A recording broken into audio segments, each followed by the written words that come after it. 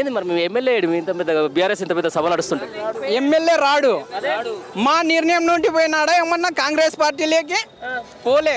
మరి మీ నిర్ణయం కూడా ఎట్లా అవుతాడు? మీరు గెలిపించిన ఎమ్మెల్యే పోలే, సొంతం పోయినాడు. ఇష్టం వచ్చినట్ట ఇష్టపురం రామరాజ్యం అయిపోయింది. లోపల లోపల వెళ్ళిపోయిండు. మాకి ఇప్పుడు మన హనుమంతి నాయుడు ఉన్నాడు.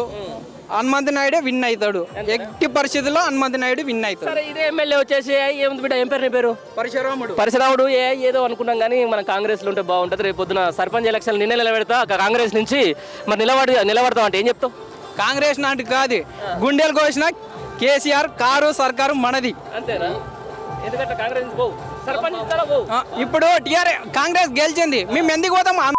కొడుకులమ్మా, కారు సర్కారు మన కేసీఆర్ సారు. ఇప్పుడు మీ ఎమ్మెల్యే పోయినట్టు రార పరిశ్రమలు మీ ఊర్లో సర్పంచ్ చేస్తా అంటే పోవా? మేము పోం సార్, మేము పోం సార్. ఎంపీటీసీ ఇస్తాంటే పోవా?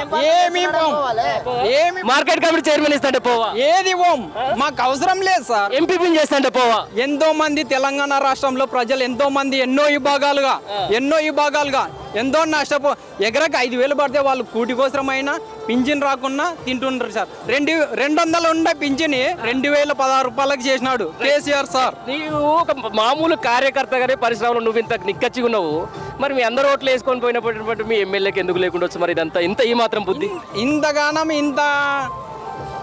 గానము మోసం చేస్తాడు అనుకోలే మా ఎమ్మెల్యే. లేదు సార్.